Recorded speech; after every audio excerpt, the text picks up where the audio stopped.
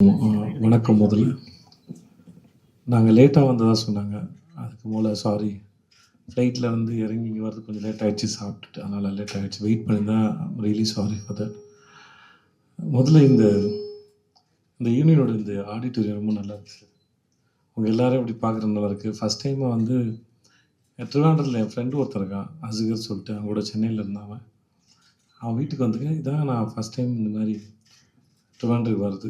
So இந்த ஊரே ரொம்ப அமைதியாக, ரொம்ப அழகாக இருக்குது. ரொம்ப பிடிச்சிருக்கு. நாங்களும் எங்கள் டைரக்டர், எங்கள் ப்ரொடியூசர்லாம் வந்து இது ரொம்ப அழகாக இருக்கேன். ஏன்னா இங்கேயும் டிராஃபிக்கு கொச்சினை போல் இருக்குன்னு நினச்சிட்டு தான் வந்தோம் நாங்கள். ஒரு மாதிரி அமைதியாக ரொம்ப ஸ்வீட்டாக இருந்தது. அப்புறம் எங்களுடைய மகாராஜா படத்துக்கு இவ்வளோ பெரிய வரவேற்பு கொடுத்ததுக்கும், அந்த படத்தை பார்த்து நல்ல விதமாக பேசின உங்களுக்கும் மக்களுக்கும் ரொம்ப ரொம்ப நன்றி. Thank you so much. Thank you. Feel sir, அது பியூட்டிஃபுல் ஃபீல் சார். நான் மாமனிதன் ஒரு படம் ஷூட்டுக்காக வந்த போது தான் சார், நான் வந்து அப்போ தான் 96 வந்ததுன்னு நினைக்கிறேன். ரிலீஸ் 2018 வந்தது 96. அதுக்கு முன்னாடி ஒரு கோட்டங்களுக்கு வந்து ஒரு 10 days வந்து ஒரு ட்ரீட்மெண்ட்டுக்காக வந்திருந்தேன். சும்மா ட்ரீட்மெண்ட்டுக்கு வந்தேன். அப்போது ஈவினிங்காக அந்த பக்கம் மலப்புரம் சைடு வாக்கிங்லாம், மலப்புரம் தான் இல்லை அது இருக்கிற இடம், கோழிக்கோடு இங்கே இருந்ததில்ல.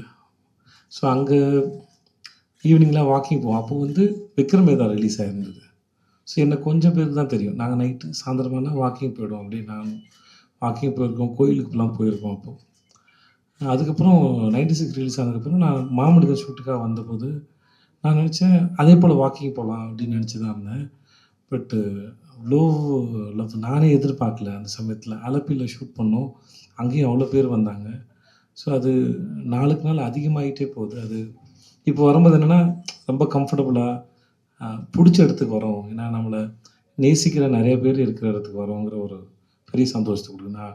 அது ரொம்ப ஷாக்கான நேரம் வந்து 2019 நான் வந்தபோது, 2019 ஜனவரி கிட்ட வந்தேன் நினைக்கிறேன். ஜனவரி கிட்ட வந்தேன் நான்.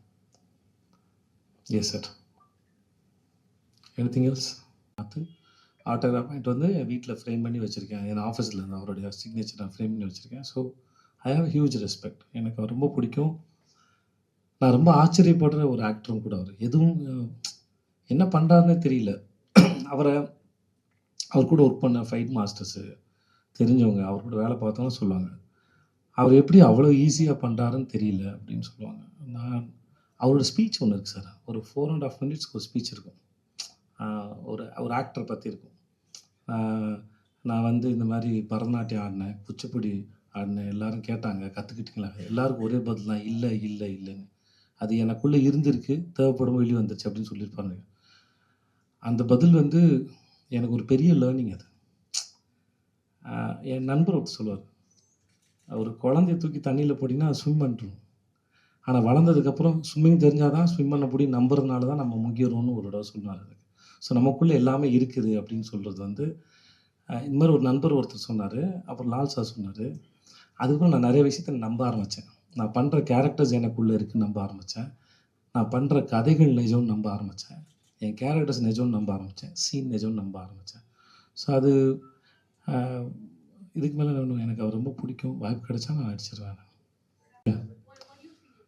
முதல்ல உங்களுக்கு என்னுடைய இதான் ஃபஸ்ட்டாக உங்களுக்கு முதலுக்கு என்னுடைய வாழ்த்துக்கள் உங்களுக்கு.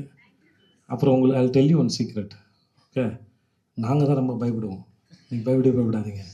ஏன்னா வந்து நீங்கள் என்ன கேட்பீங்க, எது இஷ்யூ ஆகிடுமா, பிரச்சனை ஆகிடுமா, எதை இழுத்து விட்டுருங்களா? ஏன்னா நீங்கள் கேள்வி கேட்டால் பதில் சொல்லலைன்னா அது வேறு தப்பாகிடும்.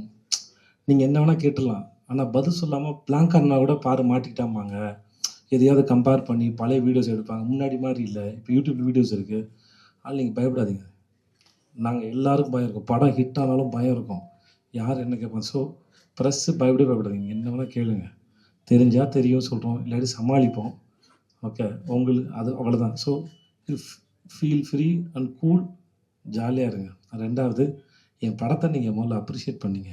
Thank you so much ரசித்ததுக்கு. 50 படத்து வாழ்த்து சொன்னீங்க, ரொம்ப நன்றி. 4வது, இந்த வெற்றி எப்படி ஃபீல் பண்ணுங்க நினைக்கிறீங்க? நான் முதல்ல சீரியல் பண்ணிட்டு இருந்தேன். சீரியல் பண்ணி முடிச்சுட்டு திடீர்னு ஒருத்தர் வந்து என்னை கூப்பிட்டு ஹீரோன்னு சொல்லிட்டார். நான் ஹீரோ ஆகிற இன்டென்ஷன் எனக்கு கிடையாது. நான் நினச்சேன் என்னோடய ஃபேஸ் ரொம்ப காமனான ஒரு ஃபேஸ். ஸோ அதனால் எனக்கு எதுவும் சான்ஸ் வரனால நம்ம வந்து ஹீரோவுக்கு அண்ணன் அந்த மாதிரி ஆகிடுவோம், சப்போர்ட்டிங் கேரக்டர் ஆகிடுவோம் அப்படின்னு தான் நினச்சிட்டு இருந்தேன். திடீர்னு ஒருத்தர் ஹீரோன்னு சொன்னோடனே அன்றைக்கி நைட்டு எனக்கு தூக்கம் வரல. ஏன்னா நான் ஹீரோவா அப்படின்னு. ஸோ அப்புறம் நான் 4:00 எழுந்திரிச்சு நைட்டு ஸ்லெப் போய் 12:00 படுத்தேன்.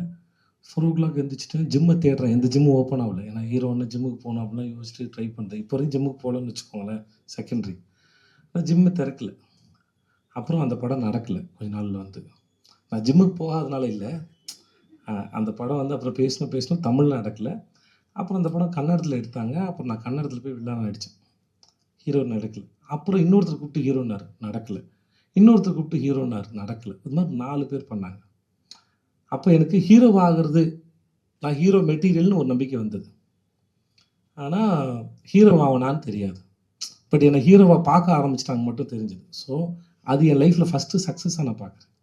ஏன்னா எனக்கே தெரியாது, என்னை ஒருத்தர் ஹீரோன்னு சொன்னதுக்கப்புறம் தான் நான் என்னை ஹீரோவை பார்க்க ஆரம்பித்தேன். ஸோ அதுக்கப்புறம் தான் நான் நம்ப ஆரம்பித்தேன். ஒரு 4-5 பேர் சொன்னாங்க, அதுக்கப்புறம் தான் நான் ஹீரோ ஆனேன். Is easy sir, everything is calculated. ஏன்னா அது அந்த ஒரு சீனில் என்னென்ன எமோஷன்ஸ் இருக்குது, அந்த சீன் எந்த இடத்துல வருது, அதை எப்படி ப்ரெசென்ட் பண்ண டேரக்டர்ன்றது, what is the rhythm of a scene, யாரெல்லாம் இருக்கிறாங்க, அது எங்கே நடக்குது, டேவா நைட்டா, இப்படின்னு நிறைய கால்குலேஷன் இருக்குது. ஸோ இதில் எவ்வளோ கொடுக்கலாம், எவ்வளோ ரிவீல் பண்ணக்கூடாது. இப்போ இந்த படம் பண்ணும்போது சார் நான்-லீனியர் ஸ்கிரிப்டாக இருக்கனால உங்களுக்கு ஒரு எக்ஸ்ப்ரெஷன் உள்ள வேற ஒரு மூடு இருக்கணும், அதை சப்ரஸ் பண்ணணும்.